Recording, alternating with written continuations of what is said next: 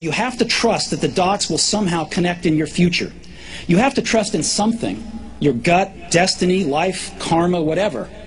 Because believing that the dots will connect down the road will give you the confidence to follow your heart, even when it leads you off the well-worn path. A philosophy Steve Jobs learned to embrace after a life of victories, setbacks, and surprising diversions that made him an agent of change in how we communicate and are entertained.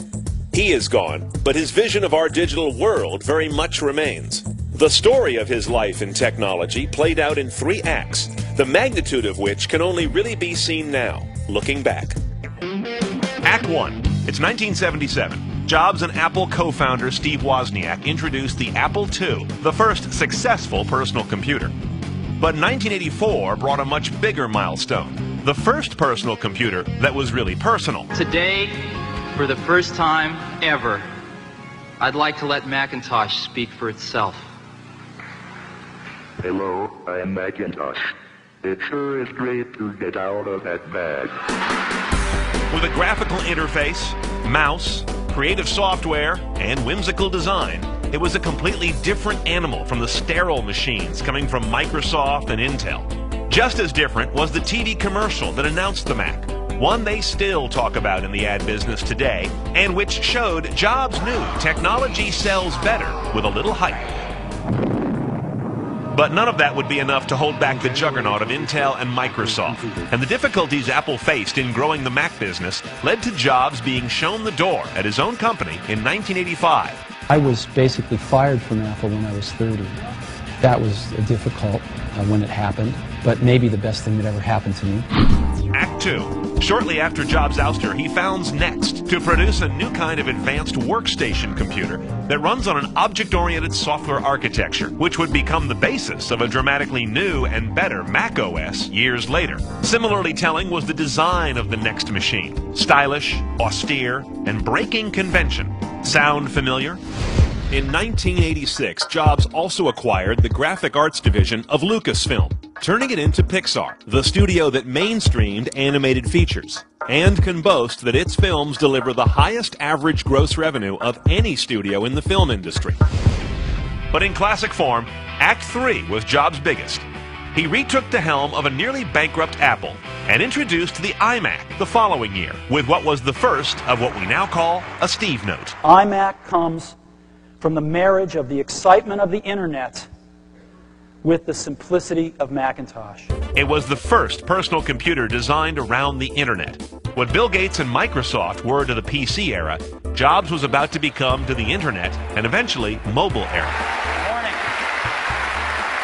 We got a lot of incredible stuff to show you today. His presentation skills at events such as Macworld would become legendary examples of showmanship and star power in industry. It's really beautiful.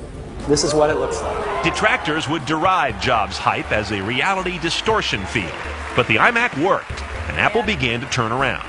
But Jobs' single biggest course change for Apple was not a computer, but the iPod. What is iPod? I happen to have one right here in my pocket, matter of fact. There it is, right there.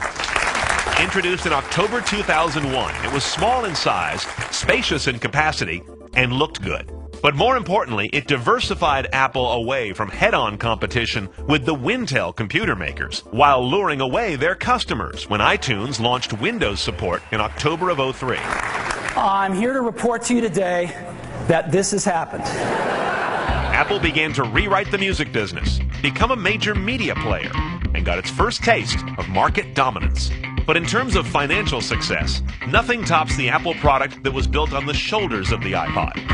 Today, Apple is going to reinvent the phone, and we are calling it iPhone. But Jobs and Apple showed an uncanny ability to once again get the formula right, appear the originator, and make a piece of advanced technology seem simple, magical, and fashionable. With that same DNA, the iPad arrived in April 2010.